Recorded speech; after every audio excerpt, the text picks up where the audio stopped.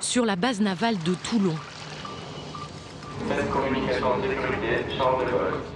Ce fleuron du Made in France, de la Marine nationale française aussi. Le porte-avions Charles de Gaulle est à quai et exceptionnellement délesté de ses 2000 marins. Aujourd'hui, ni appontage de rafale, ni catapultage, et heureusement. Ouais, ne regarde pas, regarde de loin, à gauche. Car au beau milieu de la piste d'atterrissage, Paul prend la pause. Ouais, nickel, ça c'est cool. Le jeune homme n'est pas matelot, il est mannequin. Avec ce shooting photo, la Marine nationale veut faire connaître sa marque de vêtements et montrer un autre visage, quitte à prendre des libertés capillaires. Non réglementaire. Et c'est pas moi qui l'ai dit. Non mais bon, je commence à vous connaître. Qu'est-ce qu'ils ont les cheveux là? Ah bah ils sont très longs. C'est pas une coupe canonique. Et ça va passer? Bah j'espère parce que là... Là on est sur une tenue civile donc voilà, en uniforme ça serait carrément pas passé. Mais là bon... On aurait pu lui faire une petite coupe non avant le shooting. Mais je l'attendais avec une tondeuse, il a reculé. T'es entre le rasoir et le chignon en fait. Communication sécurité, coursive, en 0 M à bord, déconsigné.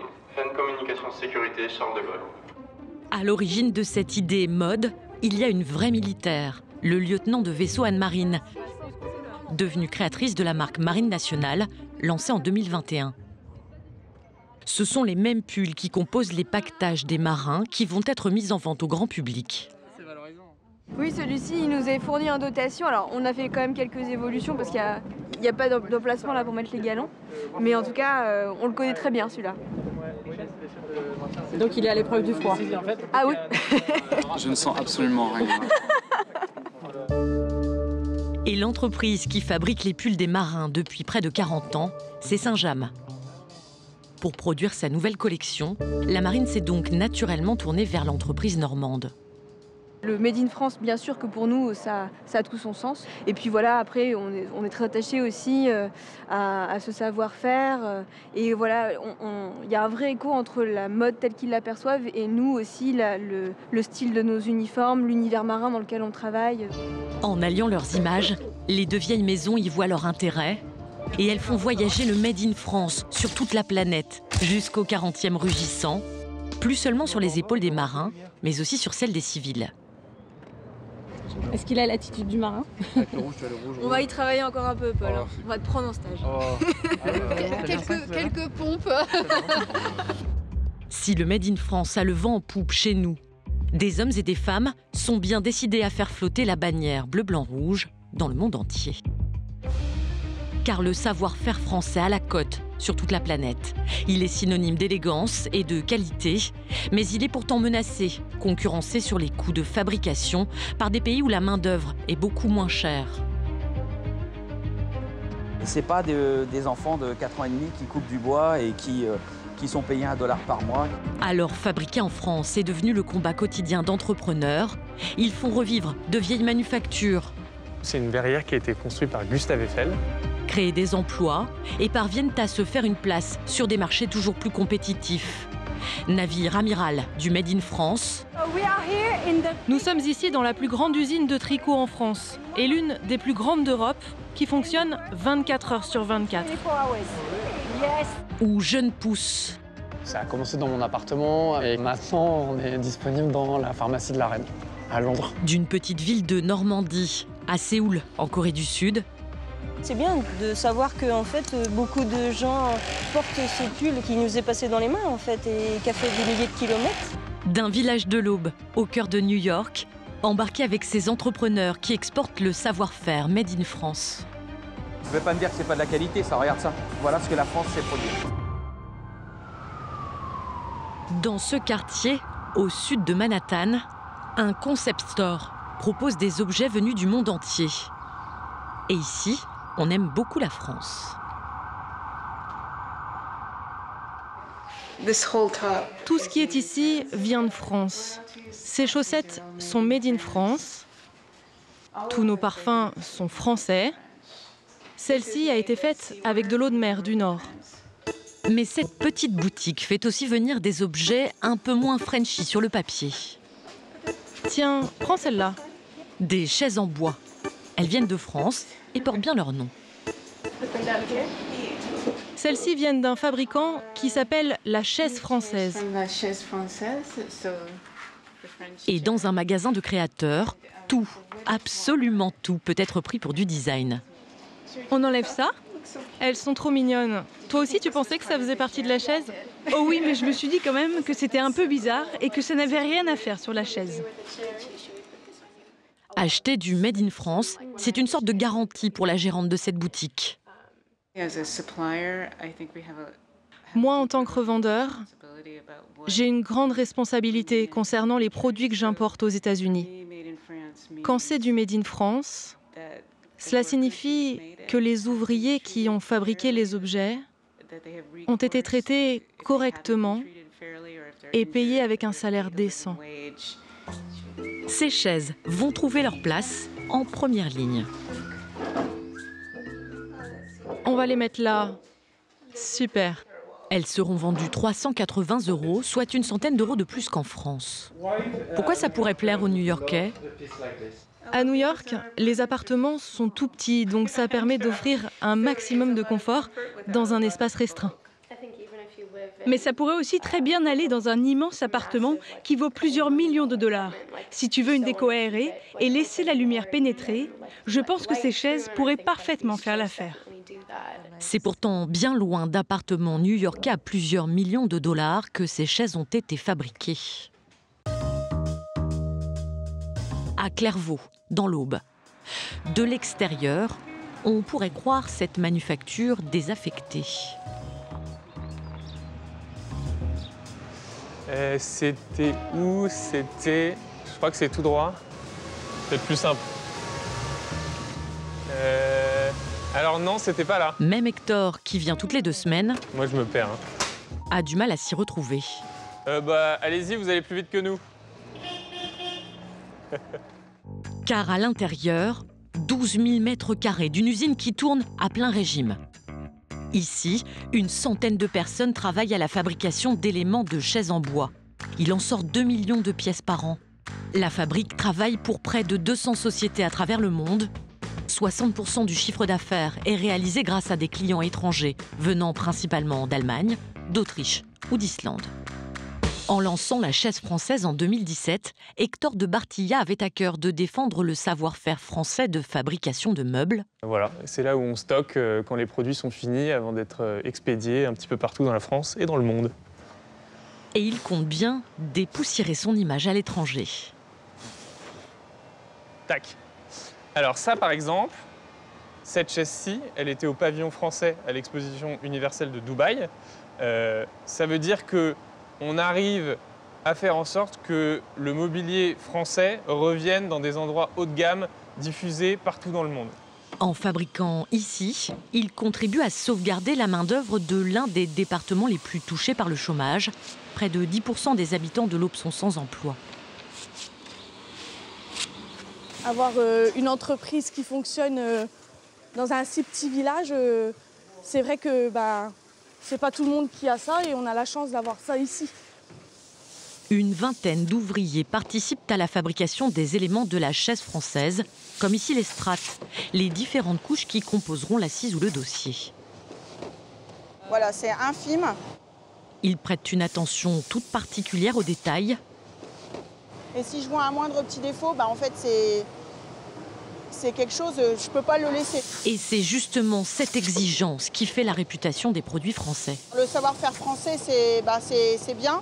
Et ce serait bien qu'il y en ait un peu plus quand même. On ne va pas dire qu'on va battre les Chinois, mais on a quand même notre fierté en France, même si on est un petit pays. Donc on essaye de faire en sorte que ça reste en France et qu'on fabrique français. Réussir à vendre des chaises françaises à l'étranger, c'est presque un petit exploit.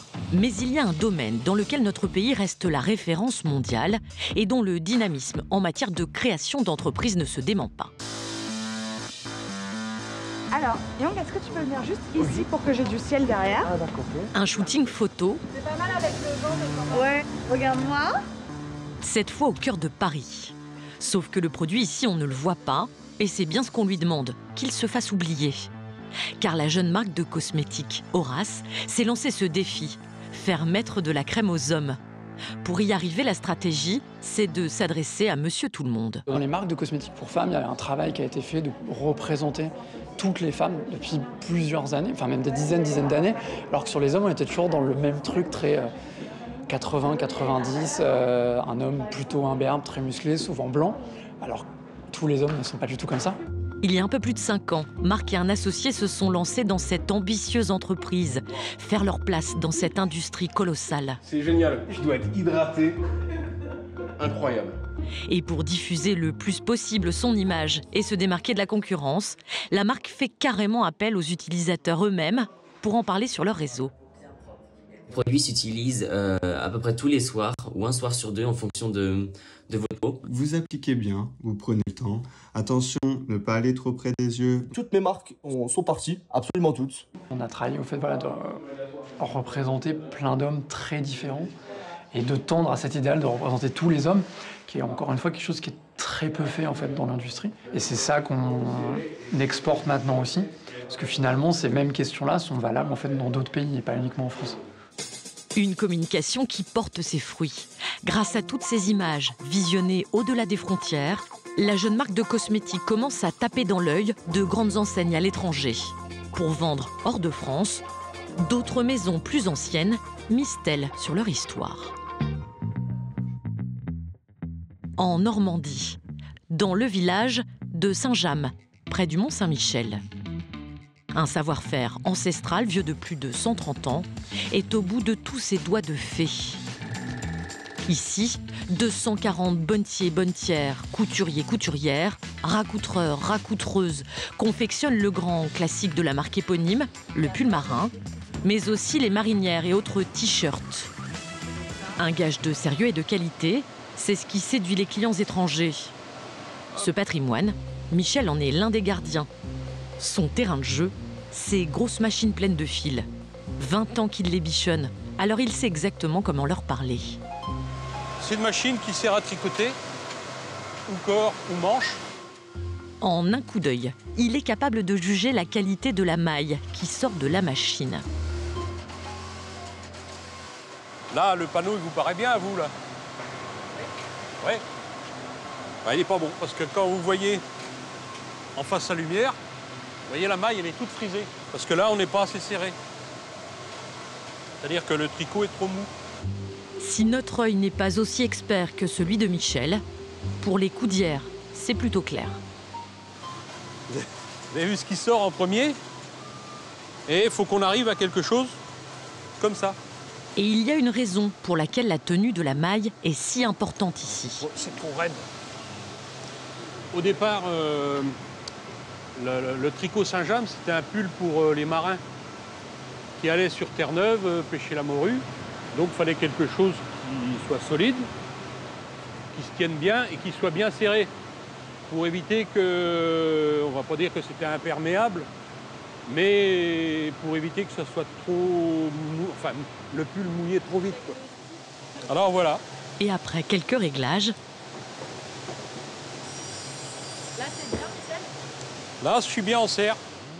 À l'origine ébéniste, Michel navigue donc dans les tricots. Moi quand j'ai commencé, j'ai dit, je ne ferai pas ma vie là-dedans. Hein. Et puis dans 3 mois je suis en retraite. Hein, donc, Le futur retraité connaît parfaitement toutes les machines à tricoter de l'atelier, même les plus vieilles, qui, si elles pouvaient parler, témoigneraient elles aussi de l'héritage de l'entreprise qui fait sa renommée à travers le monde. On est sur un type de machine, la plus ancienne de l'atelier, qui est de 1969 et qui tourne encore. Vous voulez entendre le bruit? C'est un peu la Traviata de Michel.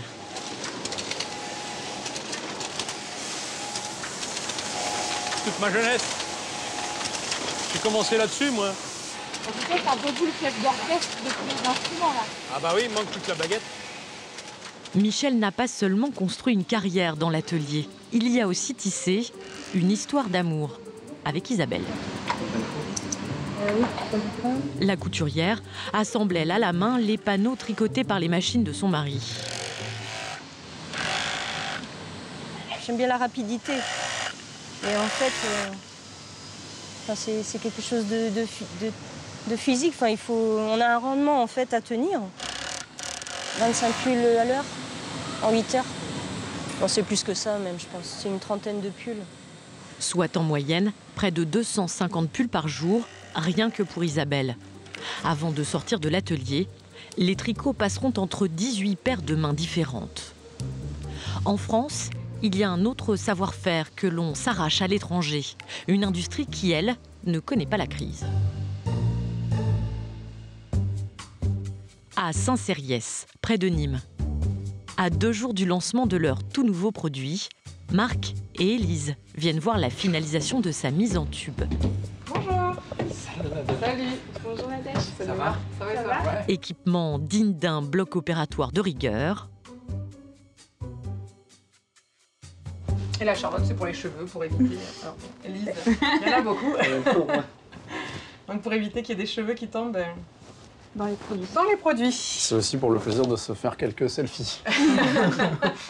Marc est bien décidé à garder des souvenirs de son passage au laboratoire. Car c'est un grand jour pour eux. Cette machine accouche en effet de leur nouvelle crème qui contient une protection solaire. On est à l'avant-veille du lancement.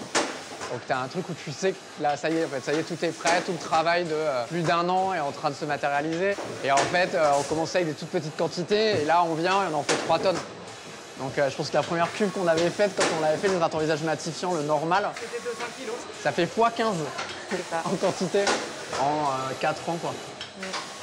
Donc ouais, c'est énorme. Et avec ces crèmes, Marc peut viser très haut, car la France est la championne du monde dans le domaine. Un savoir-faire qui fait d'elle le premier exportateur mondial de cosmétiques. Et du coup, ça ressemble à ça. Ouais, c'est des petites billes. Et si le jeune entrepreneur fait preuve de beaucoup d'enthousiasme, J'aime bien le téléphone, Marc. Hein, c'est qu'il découvre ici j'aime bien le téléphone. Ah ouais, c'est cool. tout le processus de fabrication et le modèle français, aux normes très strictes. J'avais jamais vu, c'est hyper impressionnant. J'ai envie de me baigner dedans. J'aurais la peau très douce. Mais il n'a pas été facile de convaincre des fabricants. Les fondateurs d'Horace se sont pris de nombreuses portes avant de trouver ce laboratoire qui leur a fait confiance. Quand tu arrives sur le marché, on voulait se lancer, personne ne nous connaissait. Et je pense qu'on ne devait pas passer certains critères pour des laboratoires. Donc c'était non, en fait, on répond pas, on ne peut pas travailler avec vous, on ne peut pas prendre le risque de le faire avec vous. Dans ce domaine, peu de tentations d'aller produire à l'étranger.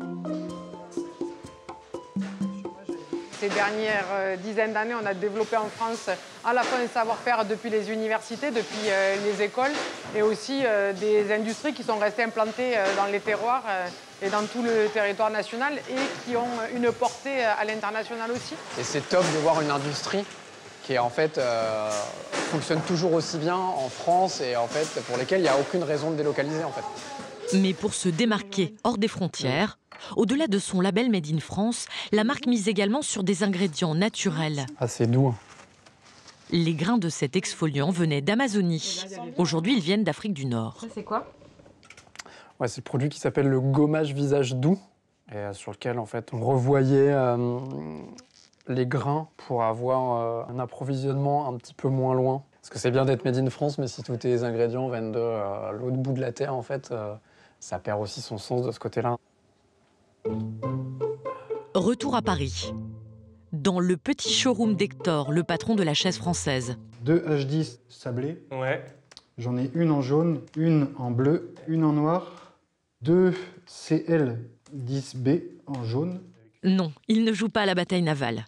Ce revendeur vient acheter des chaises destinées à l'export. Elles devront aller en Corée du Sud. J'ai plus qu'à prendre un billet pour Séoul pour aller voir ça. Mais t'inquiète pas, t'auras un reçu visuel. Hector réalise aujourd'hui une belle opération. Ce client va lui acheter 70 chaises. Celles qu'il propose valent entre 100 et 300 euros. Le jeune patron de 29 ans est conscient que certains concurrents affichent des prix bien plus bas. On a reçu un mail d'une entreprise chinoise. Ils nous proposent, du coup c'est du démarchage, hein, ils nous proposent 4 chaises au tarif de 14,95 $, ce qui doit faire 13 euros environ. Sachant que quand on voit ce genre de prix, on se dit que ça va être compliqué d'être concurrentiel en termes de tarifs par rapport à quelque chose made in China. Mais ça ne lui fait pas peur, parce qu'il sait que ces chaises sont de qualité et ont la particularité d'être fabriquées en France. Pour autant, Hector semble toujours un peu surpris de leur succès à l'étranger. Pourquoi est-ce que le Made in France, c'est intéressant pour eux? En fait, le Made in France, c'est plus seulement ce qu'ils recherchent. Toi, ils ne te considèrent pas seulement comme du Made in France. Ouais. C'est le design qui est important? Alors, le design, c'est encore le top du top à l'international, c'est le français. Et avec un prix abordable aussi, je pense que c'est important. Franchement, ça, c'est pas... On pourrait vendre plus cher. En fait, il y a du potentiel. Il faut d'abord se faire connaître. Ouais. Mais moi, je pense que oui, pourquoi pas. Mais il y a un détail de taille auquel Hector n'avait pas pensé. Quand on fabrique en France, il faut le mettre bien en avant pour l'export. Moi, je vais te demander sur les prochaines productions que tu vas faire pour nous, c'est que l'inscription Made in France soit mise en tant que telle sur le produit en lui-même. Gravé dessus? Pas forcément gravé. Tu peux trouver tout type d'astuce. Ou une étiquette? Ça peut être une étiquette. Dans ce cas, ça passerait. Mais sinon, moi, je vais avoir des produits qui vont être bloqués au port d'arrivée. Ouais. Et il va falloir renégocier avec les douanes pour expliquer la provenance du produit, etc. Ils ne connaissent pas la marque. Tu t'appelles la chaise française, tu t'appelles pas The French Chair, tu vois. Donc pour eux, ils ne connaissent pas. Pour l'instant, Hector réalise 20% de son chiffre d'affaires à l'étranger, un résultat qu'il pourrait peut-être améliorer avec une étiquette Made in France. À Saint-James, il y a des clients qui, eux, ne sont pas passés à côté de l'étiquette. Et ils ont même traversé la planète pour venir découvrir le savoir-faire français. Nous sommes ici dans la plus grande usine de tricotage en France et l'une des plus grandes d'Europe. Des visites sont organisées quotidiennement dans l'atelier pour observer les différents métiers. Cette famille a fait 18 000 km. C'est elle qui coupe les petites pièces pour les t-shirts. Mais ça ne peut pas traverser le gant? Non, si ça le touche, elle retire juste sa main. En tout cas, je n'ai jamais entendu ça depuis que je suis là. Ils sont australiens et ils ont une particularité amusante. Notre nom de famille est James et ici c'est Saint James. La première fois qu'on en a entendu parler, c'était dans une boutique spéciale en Australie. Et comme on venait en France, je trouvais ça amusant de venir visiter l'atelier. Comme ça, on peut voir où c'est fabriqué. C'est très impressionnant à voir. Aucune étape de la fabrication ne leur échappe. Mais d'où qu'on vienne dans le monde, le clou du spectacle, c'est cette machine qui plie le linge.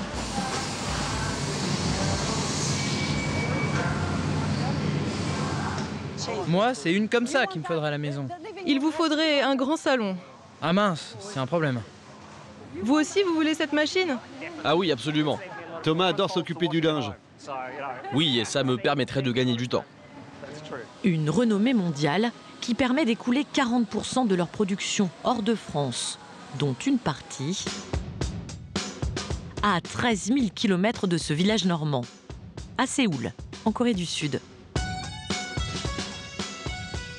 En plein cœur de la capitale, le quartier commerçant de Samcheong-dong. Ici, la boutique Saint-James affiche fièrement ses rayures et son slogan en français. Bonjour! Loin de la France, les marinières sont surtout célèbres grâce à ceux qui les ont portées. Picasso ne portait pas ça? Il n'y a aucun lien entre Picasso et la marque? Grâce à Picasso, mais aussi Jean-Paul Gaultier et Coco Chanel, la marinière est devenue le symbole du chic à la française.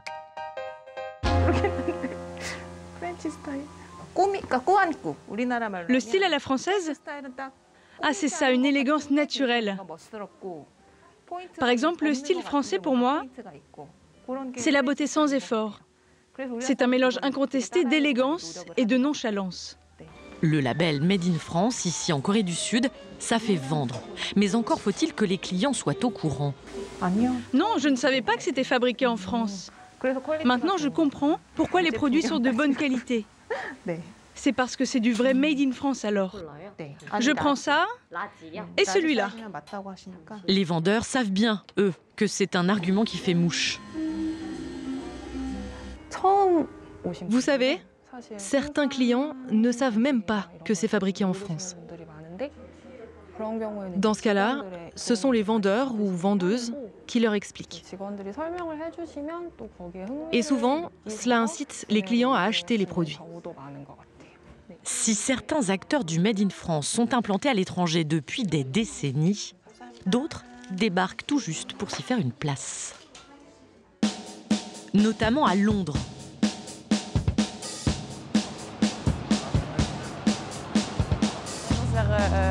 Vers là. Marc, le fondateur de l'enseigne de cosmétiques, et Pénélope, la directrice marketing, s'en vont conquérir le Royaume-Uni. Première étape pour réussir outre-Manche, regarder dans la bonne direction. Hop là. On a bien regardé. Ouais, dans le bon sens. Et avoir un bon GPS. Je pense que c'était là. Tu crois? Ben... Je pense que... Ah, on est dans la mauvaise rue. C'est la parallèle. C'est la parallèle. On n'est pas dans la bonne rue. Ouais, c'est la parallèle. J'ai encore beaucoup mal à me repérer dans Londres. En fait, c'est tellement grand que... Et les trucs sont quand même pas pareils. Ils roulent à gauche. Donc, faut s'habituer à des trucs, quoi. Rejoints par Tatiana, la directrice communication, ils sont à Londres pour découvrir leur tout premier corner, qui ne se trouve pas n'importe où. C'est très grand. Ça ressemble pas trop aux pharmacies françaises. Ouais. Et ça fait quasi tout le bloc. John Bell & Croydon, c'est une pharmacie très célèbre ici. Ils viennent pour la première fois découvrir leur rayon, installé il y a quelques jours. L'un de ces présentoirs est juste à l'entrée. J'adore. Ouais, j'ai l'impression que dans les regarde, on est là. Je fais juste une vidéo pour les archives, pour se souvenir de la première fois. Dans ce mythique établissement londonien qui date de 1798, il y a tout ce qu'on pourrait trouver dans une parapharmacie en France. Style moderne et très ancien s'y côtoie. C'est le carnet de santé de la famille royale de 1902. Ah, ils avaient un gros carnet de santé. Ça va être très malade. Et Marc n'a pas qu'un seul présentoir, mais 3. En plus du Made in France et de ses produits naturels, il se démarque de ses concurrents par des prix compétitifs, une quinzaine d'euros la crème hydratante. Super nice.